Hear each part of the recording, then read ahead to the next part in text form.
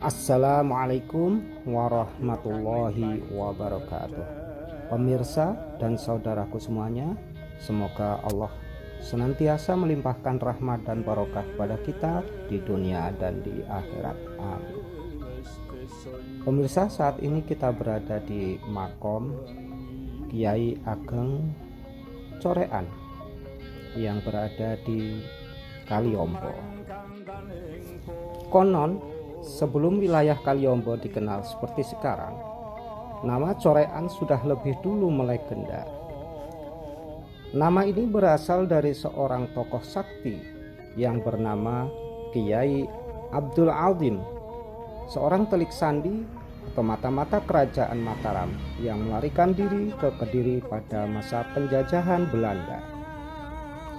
Dalam pelariannya, beliau mengganti namanya menjadi Kiai Coreko, lalu hidup menyepi dan berdakwah menyebarkan ajaran Islam. Karena akhlak dan wibawanya, beliau menjadi dekat dengan Adipati Kediri kala itu. Beliau dikenal gemar memancing.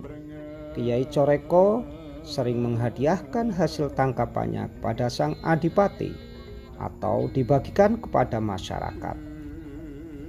Namun kedekatan itu justru memunculkan rasa iri dari seorang tumenggung yang bernama Tondo Kusumo. Konon ada dua versi cerita. Pertama, saat Kiai Coreko hendak mengantarkan ikan kepada adipati, Tondo Kusumo mencegat dan mengambilnya dengan alasan akan menyampaikan sendiri. Versi lain, saat istri adipati mengidam hati kita, Kiai Coreko yang diminta mencarikan.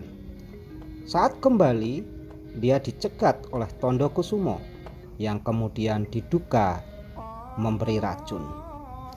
Racun itu membuat anjing sang adipati mati ketika diberi ikan atau hati kidang itu. Atas saran Tondo Kusumo, dan Kiai Coreko dituduh sebagai pelakunya. Ia ditangkap dan dikurung dalam bronjong bambu atau wuwu, lalu dibuang ke Sungai Berantas. Namun kuasa Allah menyelamatkannya.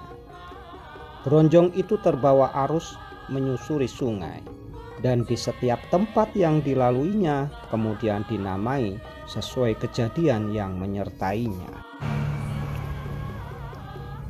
Di tempat air tampak kebiruan, masyarakat kelak menyebutnya nama Jong Biru. Saat bronjong menyangkut di tepian, jadilah tempat itu dinamai Gampeng Rejo.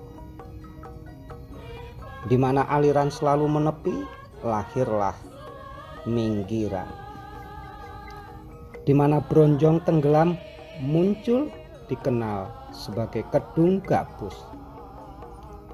Dan di tempat bronjong itu pecah, terbelah oleh takdir, itulah Brodok, tempat di mana Ki Ageng Corekan akhirnya tinggal, berdakwah dan wafat dalam harum perjuangan.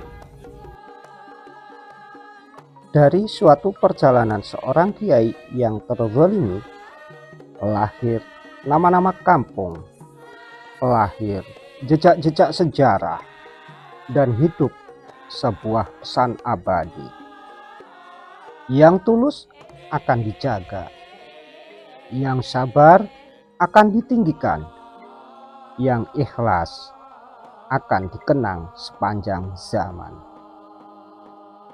Inilah kisah Ki Ageng Corekan dan sejarah nama-nama di sepanjang Sungai Berantas. Semoga berguna dan bermanfaat. Assalamualaikum warahmatullahi wabarakatuh.